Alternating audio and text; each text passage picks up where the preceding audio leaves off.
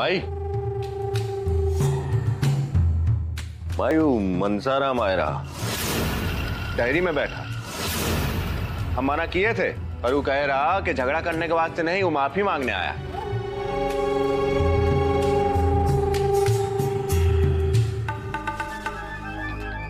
शांति देखे माई के चेहरे पर, लगता है कोनो भयंकर तूफान आने वाला है। भैया कहीं माई को अभी का सच तो नहीं पता चल गया? अरे नहीं नहीं छुटकी, ऐसा कैसे हो सकता है भला? और अगर ऐसा न है छुटकी तो कसम सिर्फ शंभू की, आज तो मजा आ जाएगा। चल छुटकी देखते हैं डेयरी में क्या हो रहा है। पूरा एपिसोड देखिए ZEE5 पर। हम तो का सुई का नोक का बराबर भी हिस्सा नहीं देंगे मनसाराम। तू हमसे विश्वासघात किए रहा, हम तो का इज्जत दिए, ई डेरी में मान सम्मान के संग बैठे का जगह दिए, और तू हमरे संग धोखा किए रहा। हमरे संग हम तो धंधे की बात कर रहे थे। हर चीज का तू धंधा बना दिया मनसाराम। अपना फायदा का खातिर आदमी का विश्वास, उसका जज्बात का व्यापार किए रहा तू। लाज नहीं आती तो का? विश्वास, जज्बात, ये क्या कह रही है माता राम जी? हमें हमारी जमीन का हिस्सा दे दीजिए और हमारी छुट्टी कर दीजिए।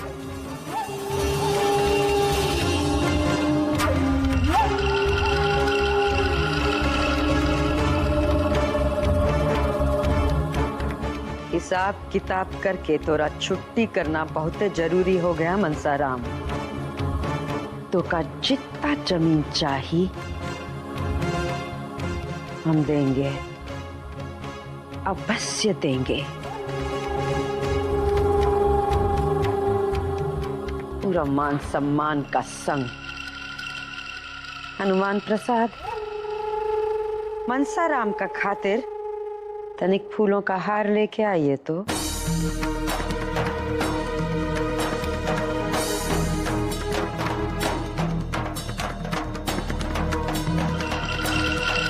कोनो नाश्ता पानी लोगे मनसाराम? नहीं नहीं नहीं नहीं, ओके, कोनो जरूरत नहीं।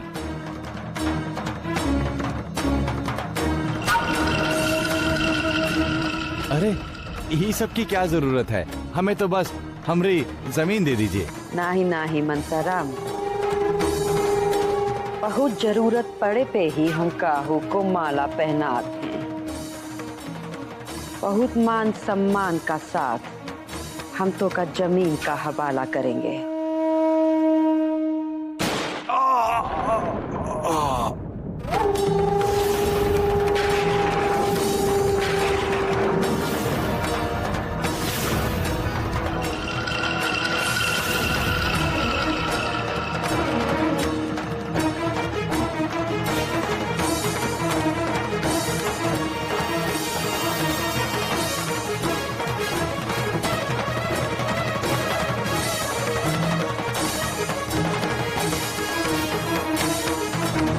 कोनो इंसान को इससे ज्यादा जमीन का जरूरत नहीं पड़ा। सब साफ सफाई करा दो यहाँ हनुमान। मुर्दा का जगह शमशान में है, हमरा डेरी में नहीं।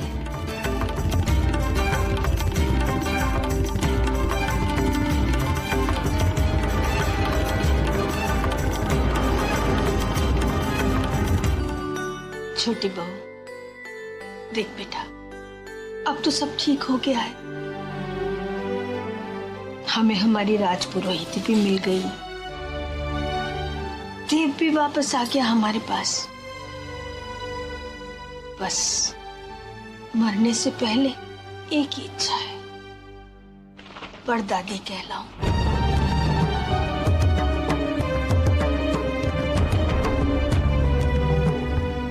छोटी बहू, मुझे मेरे छोटे देव की शक्ल कम दिखाएगी।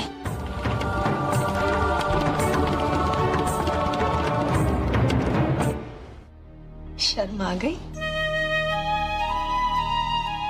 दादी माँ, अब आप सो जाइए।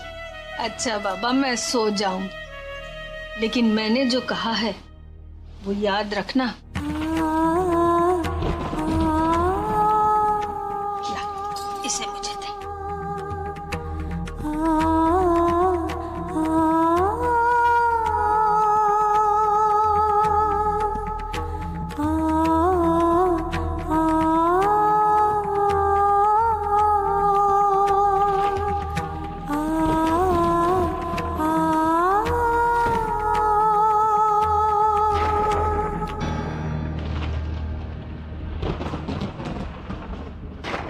जी आप अभी तक सोई नहीं? नहीं, मैं बस वो माँ जी को।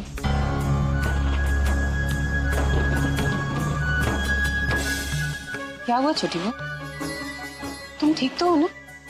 हाँ माँ जी, आप ऐसा क्यों पूछ रही हैं? देखो बेटा, देव के घर आने की सबसे ज्यादा खुशी तो तुम्हें होनी चाहिए ना, लेकिन ऐसा। लेकिन क्या माँ जी? मैं खुश हूँ, बहुत खुश।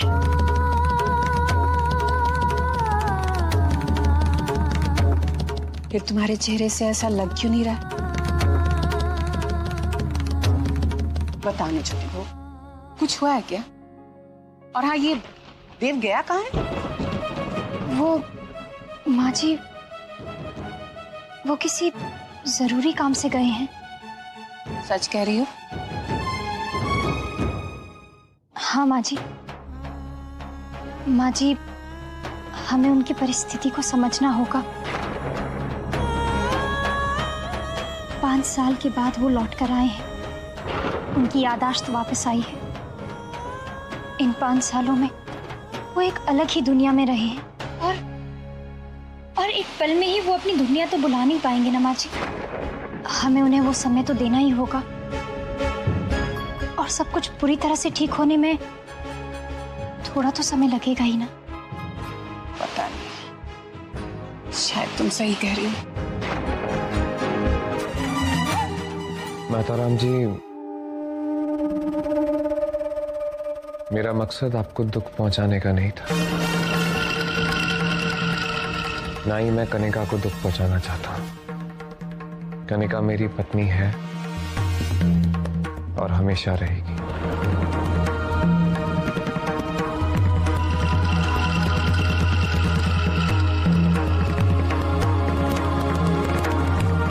ससुरा, जब भी लगता है हमारी किस्मत का ताला खुलेगा, कुछ ना कुछ उल्टा हो जाता है। माई देख कर रही हो, इससे पहले ही ससुरा आपको अपना चिकना चुपड़ा बातों में फुसलाए, पहनाए दो इसको माला, बजाए दो मनसाराम के पास। मैं जानता हूं माताराम जी, मुझसे बहुत बड़ी गलती हुई है और उसके लिए मैं आपसे माफी मांगना चाहता हूं। मैं जानता हूं आपने मुझे राधिका का चेहरा देखने के लिए भी मना किया था, और उसके बावजूद मैं उसकी मदद करने चला गया। पता नहीं क्यों मुझे ऐसा लगा कि मुझे उसकी और उसके परिवार की मदद करनी चाहिए।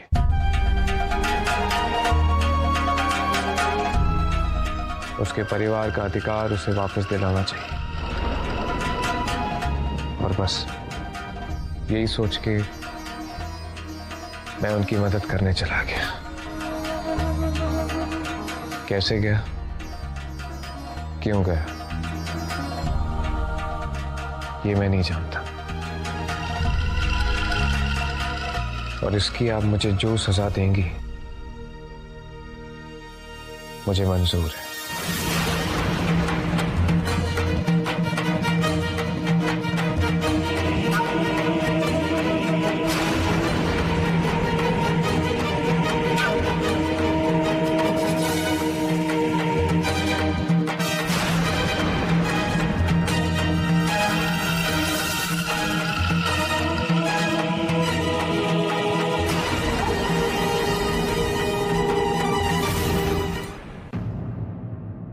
हाँ माई, मेरे होते हुए मेरा पति किसी दूसरी औरत का पति बनकर उसके साथ रहे, ये मैं कभी बर्दाश्त नहीं कर सकती। और आप माई, आप ऐसा सोच भी कैसे सकती हैं? तू शांत रह कनिका, जो हम सोच रहे हैं ठीक सोच रहे हैं। आप ठीक सोच रही हैं माई, लेकिन मेरे लिए नहीं, राधिका और उसके परिवार के लिए। लेकिन मेरा तो इसमें नुकसान ही नुकसान है ना।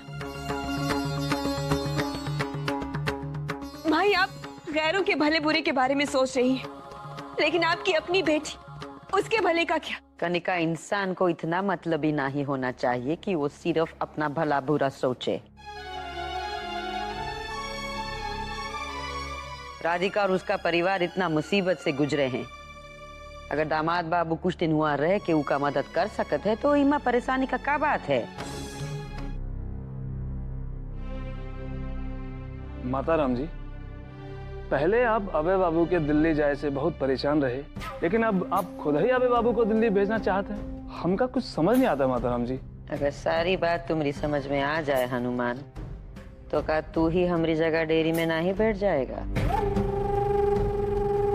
पहला हम थोड़ा बहुत व्यापार बढ़ाए का खातिर उन नए राजपुरोहित लोगन से संबंध बनाना चाहते थे, और अब जिससे हमरा खास संबंध है वही राजपुरोहित बन गया। समझे कि नहीं? जी माता राम जी।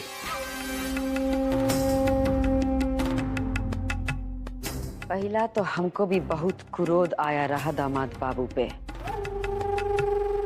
और फिर जब हमरा क्रोध शांत हुआ और हम ठंडे दिमाग से ई बात पर विचार किए तो ई बात हमरा समझ में आई कि जो काम हम इतने सालन में नहीं कर सके वो दामाद बाबू राजपुरोहित बन के एक ही झटके में कर दिए। पलक झपकते 600 करोड़ का संपत्ति का मालिक हुई गए।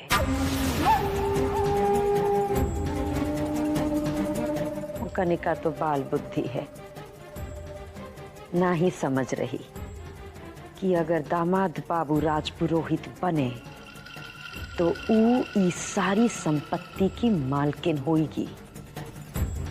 भावुक हुई जा रही है पगली, पर हम तो ऊ का तरह भावना में बह के इतना बड़ा मौका को हाथ से ना ही जाने दे सकत ना।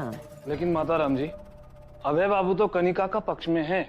वो दिल्ली जाके राजपुरोहित संभालने को तैयार ही नहीं है।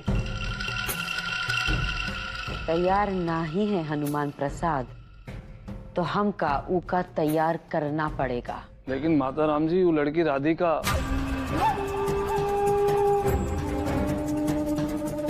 राधिका का है हनुमान। जैसा ही दामाद बाबू का हाथ में राजपुरोहिती आता है, हम उका परिवार का संग दूध में पड़ा मक्खी की तरह बाहर निकाल कर फेंक देंगे। फिर दामाद बाबू होंगे राजपुरोहित, हमरी कनिका होगी राजपुरोहिताइन, और हम होंगे 600 करोड़ के मालिक।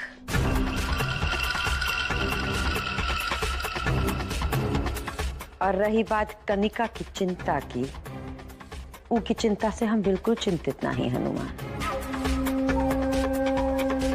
हम अपना दामाद बाबू को अच्छी तरह जानते हैं हनुमान। वो रामचंद्र जी का साक्षात अवतार है। हमरी और हमरी बेटी का तरफ अपना वफादारी कभी नहीं छोड़ेंगे। हाँ प्लीज, तुम मुझे छोड़कर कभी मत जाना, वरना मैं अपनी जान दे दूं।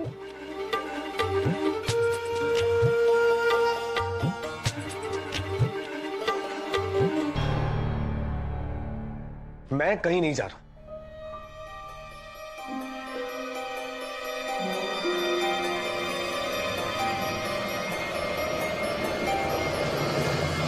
क्या हुआ? कुछ नहीं, अभी वो थोड़ा चक्कर आ गया। लेकिन तुम फिक्र मत करो, तुम मुझे हमारे कमरे तक छोड़ दो।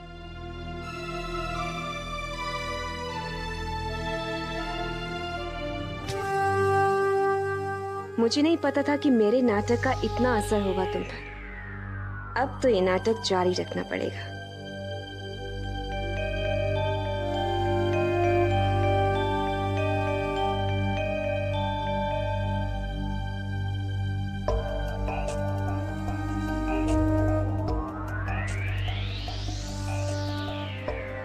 कनिका, तुम यहाँ आराम करो, मैं अभी आया। अभय,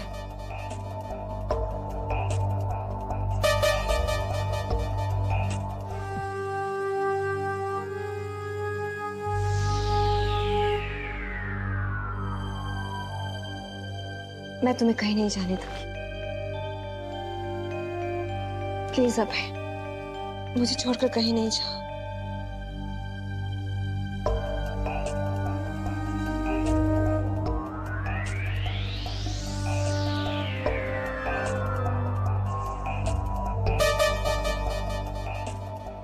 मुझे माताराम जी से कुछ बात करनी है।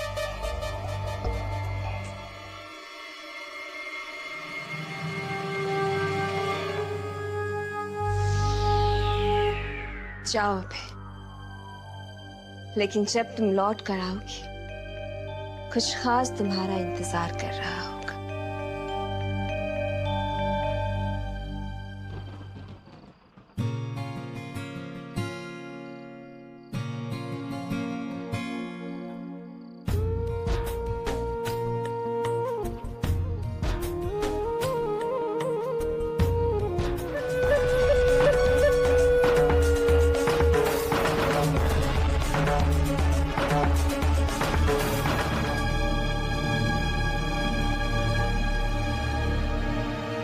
ये सब क्या है? दूध। अभय, तुम इतना काम करते हो लेकिन तुम्हें अपनी सेहत की बिल्कुल भी फिक्र नहीं। कम से कम एक गिलास दूध तो पी लो।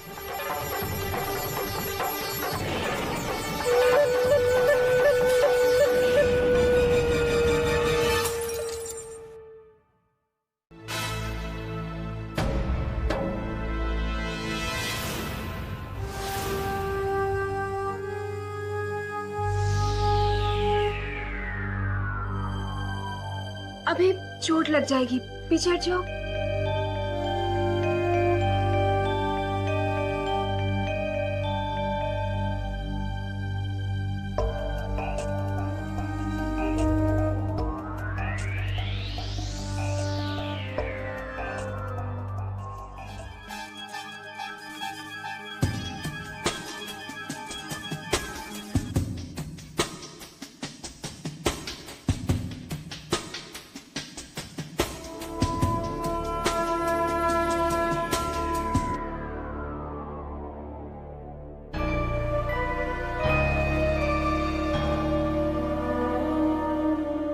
ये क्या है अभय? पहले तो तुम मुझसे इतना प्यार करते थे कि अगर मैं तुमसे एक पल के लिए भी दूर जाती थी तो तुम परेशान हो जाते थे। लेकिन अब तो तुम मुझसे ऐसे बिहेव करते हो जैसे मैं तुम्हारी पत्नी नहीं, कोई अजनबी हो।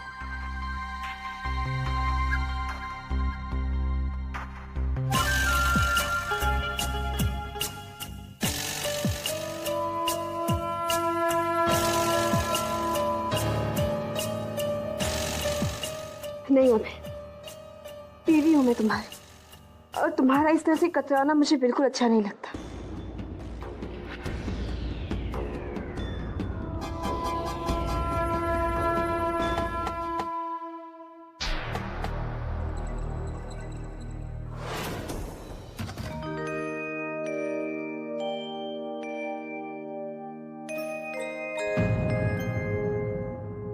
दीपू, पापा पापा मुझे बहुत डर लग रहा है, आप मेरे साथ सोने चलोगे ना? हाँ बेटा चलो।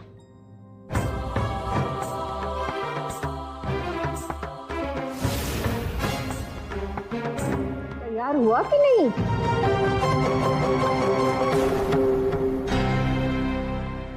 अरे देव,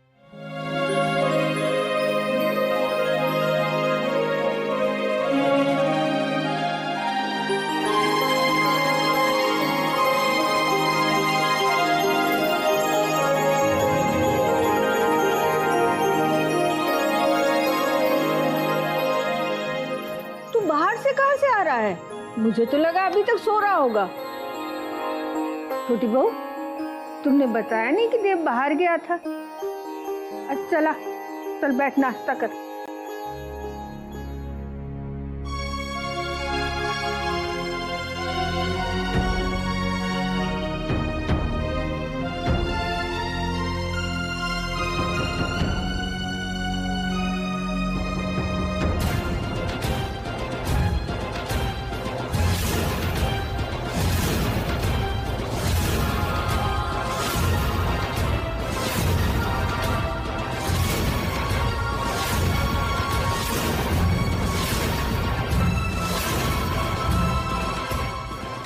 देव, ये कौन है?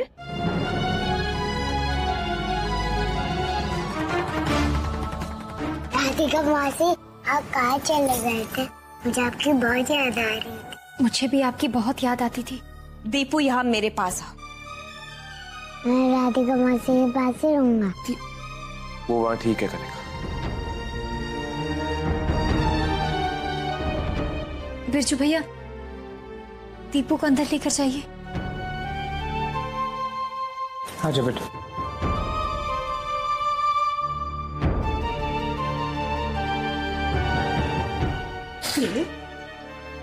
देवी, क्या कह रहा है तू?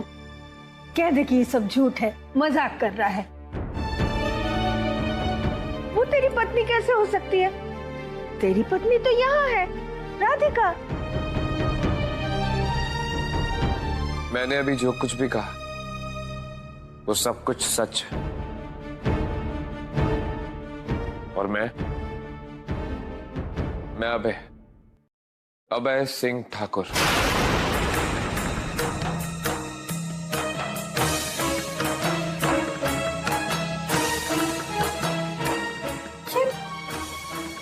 ये सब क्या कह रहा है? तुम लोग इसे समझाते क्यों नहीं? कुछ कहो। देव, ये सब क्या कहे जा रहा है तू?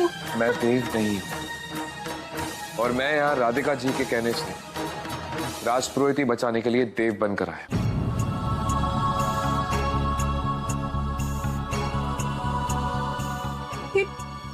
ये सब क्या है?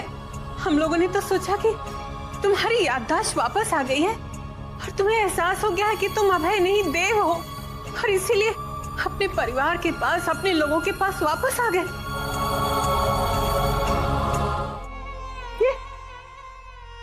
ये सीढ़ी याद है तुझे? हाँ, जब बचपन में हम सब लोग लुका छिपी खेलते थे, तू आके ना यहीं छुप जाता था, और मैं और विवेक जानबूझ के यहाँ नहीं आते थे तुझे ढूंढने, ताकि तू जीत जाए।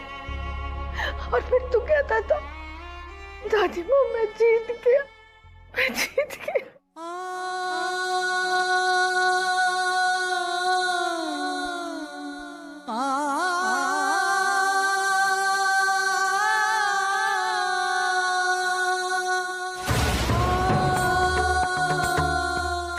बंद कीजिए ये सब।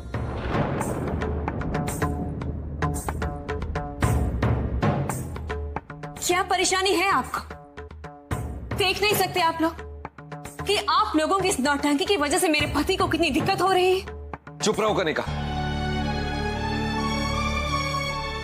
मैं आप लोगों को कैसे समझाऊं?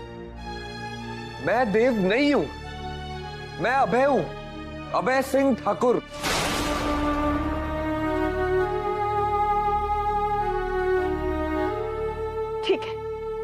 ठीक है, अगर तू अभय सिंह ठाकुर है तो बता, यहाँ क्यों आया? हाँ, क्यों आया यहाँ?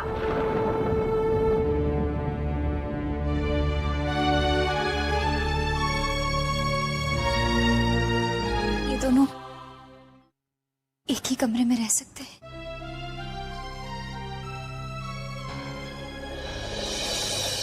कि छोटी बहू, तुम अपने पति को किसी और के साथ रहता देख सकती हो? कैसे कैसे बेटा? दादी माँ, अभी इनका यहाँ होना बहुत जरूरी है। मठ का कार्यभार संभालना है, राजपुरोहिती संभालनी है।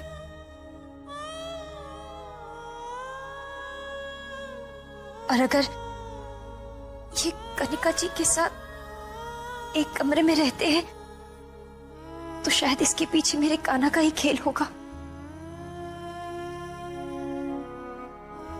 इन्हें मेरी जिंदगी में वापस लौट आने से पहले शायद कान्हा मेरी एक और परीक्षा ले रहे होंगे।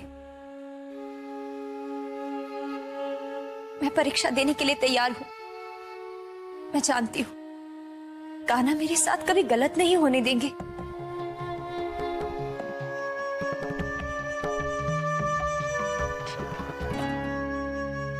बिरजू, इन दोनों का सामान मेहमानों के कमरे में रख दो। नहीं दादी माँ, इनका अपना कमरा है यहाँ, ये दोनों उसी कमरे में रहेंगे। छोटी बहू, फिर तुम कहाँ रहोगी? मैं अतिथि कक्ष में रहूंगी।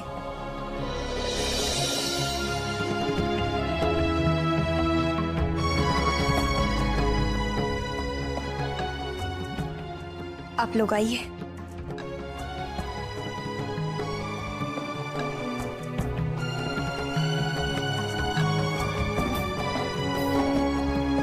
ये कमरा आप दोनों का है। उम्मीद करती हूँ आपको यहाँ कोई परेशानी नहीं होगी। मैं भी यही उम्मीद करती हूँ कि हमें यहाँ कोई परेशान नहीं करेगा। आप लोग विश्राम कीजिए, मेरा यहाँ सामान है, मैं लेकर जाती हूँ।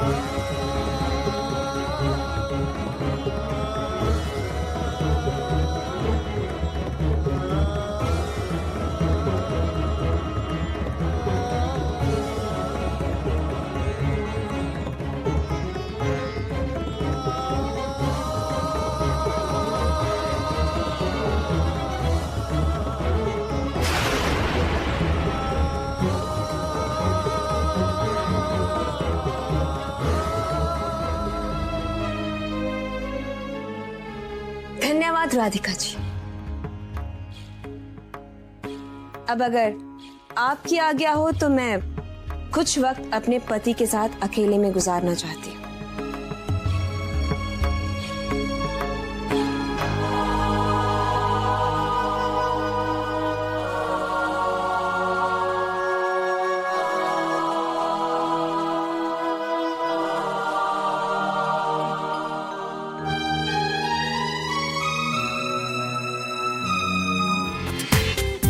पूरा एपिसोड देखिए ZEE5 पर।